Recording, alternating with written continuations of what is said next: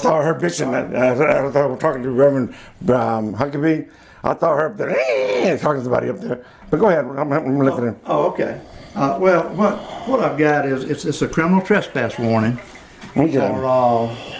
And this is you with the Emory Police, or? Yes. Yes, I'm with Emory. And you, Officer? I'm Lieutenant Schmall. Lieutenant Schmall. Lieutenant Small. S-M-A-L-L? S-C-H-M-A-H-L. S-C-H-M-A-L-L. Okay, I have a hearing impairment, so I'm allowed to spell it. Okay, yeah, go ahead. Anyway. But I'm not surprised. If the others are not able to successfully defend their belief, opinion, then only they know how best how to correct the problem. This is what I'm getting. Okay, so anyway, I just want to run over this with you real quick. Yeah. Like, do you need to? Well, I mean, that helps. But you're fine. You're fine. You'll be able to see it here. Some people out here better than others. Okay.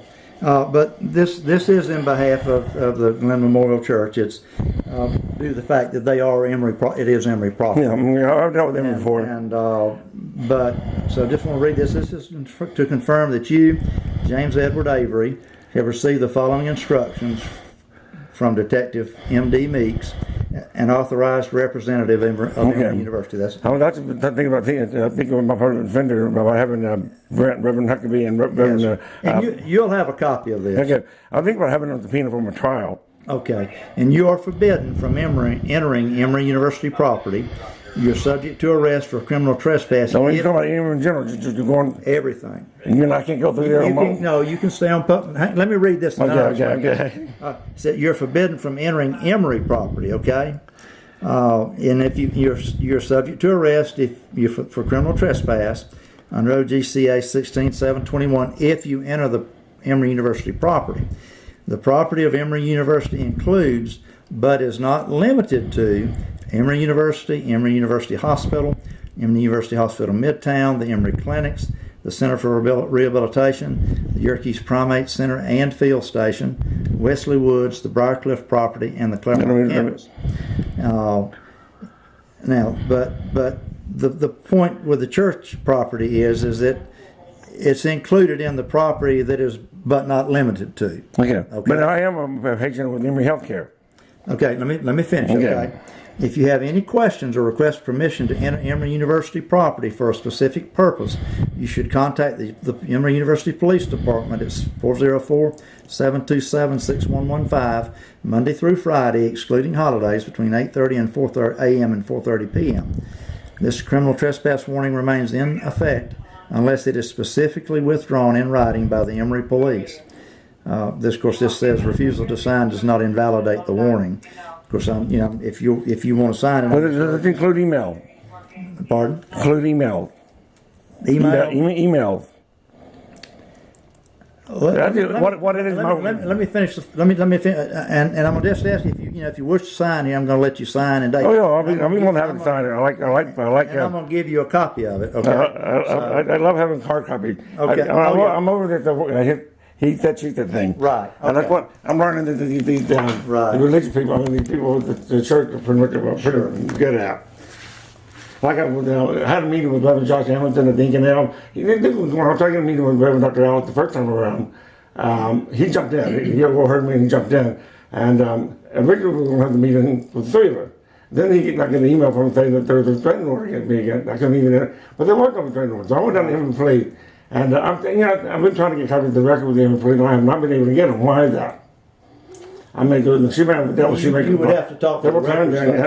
I made several trips. But anyway, but he agreed to be with the email.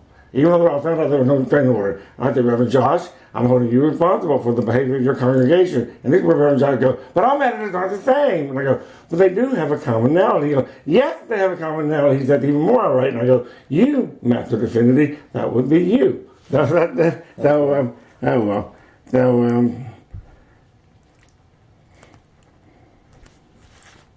would think 2,000 years later, with all these Master Divinities pouring out our year, we'd be doing better than 33% of the world population. The math doesn't check out right. It's the 29th. It's the 29th, I think. Oh, is it the 29th? That's right. Yeah, I have room. I'll double check. Yes, sir, it is. Yeah, okay.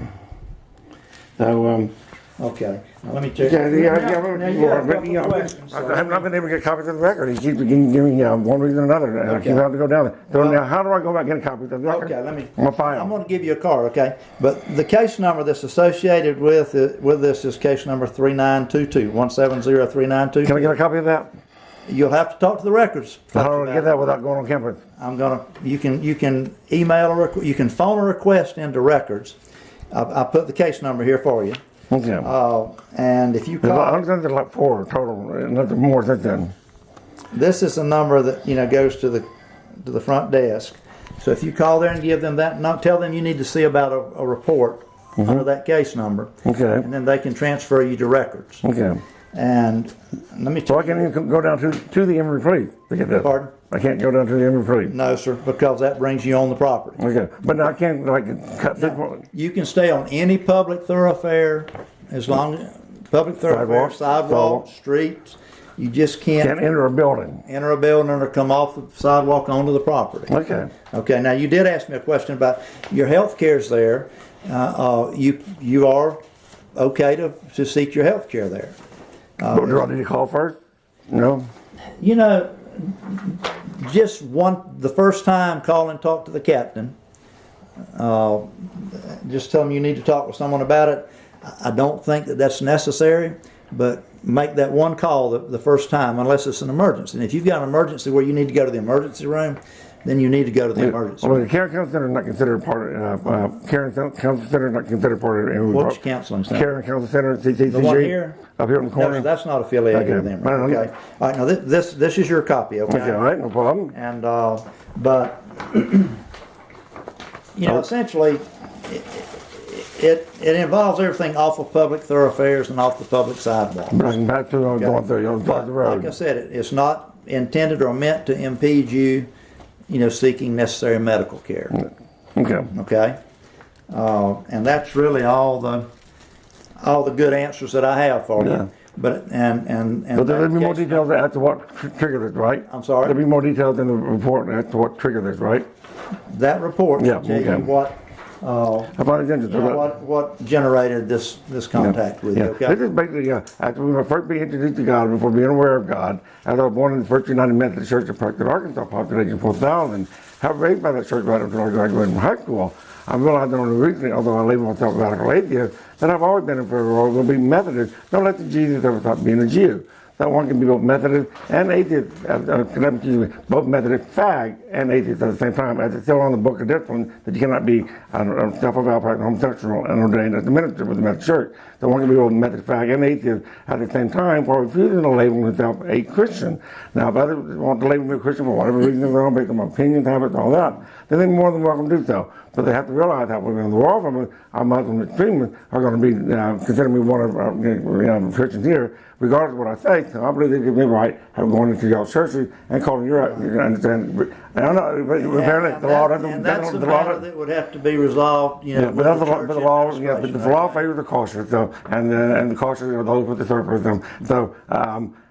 This is something else I told Reverend Josh. If you're going to continue insisting on believing in God your way, then I'm having no choice but having to step to the right to those halfway around the wall from us, believing in God, however way they are feeling it necessary for them needing to believe in God. And this is where Reverend Josh goes. And that made me mad because I was digitally recording it. Right. And it was like, he knew it was on the table between us. And this had to get picked up on, and this is what I shot back with, including 72 virgins waiting for 19 dead pilots soon to be arriving. Every day we continue to live for all eternity in our present. And by the time we got done with that meeting, our meeting, he was about 2 inches short of walking out of there. Oh. So these preachers, basically, take this down and break my bond, but words will never hurt me. Apparently, these pastors are very sensitive because this is not my first one. Right. So this is now that I got. Okay.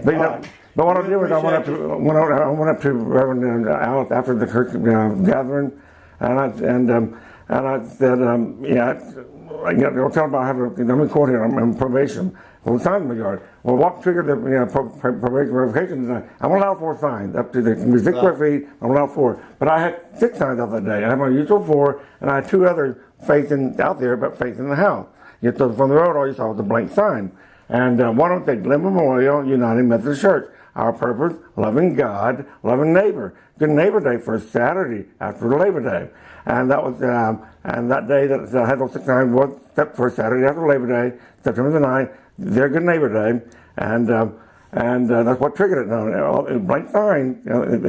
You couldn't see him on the road. It was a blank sign. The other one said, "Truth be God." Universe 1 and 7. Why not? And those ones you couldn't see from the road. So on their good, it was their Good Neighbor Day that triggered my probation revocation hearing. And something like that. I was also on the sidewalk. Those two signs to trigger the probation revocation. But I was also on the sidewalk doing my thing. That's what upset a lot of people. What my answers on the sidewalk. But that wasn't illegal. And one of the things I was doing the song children's song. One door and only one. Yet the sides are two. Inside and outside. Which side is you? One door and only one. Yet the sides are two. I choose the inside. Which side is you? You sing the song inside of church. And I go, as I see a door. Being two ways, as opposed to one side or the other, lock and key, like in jail.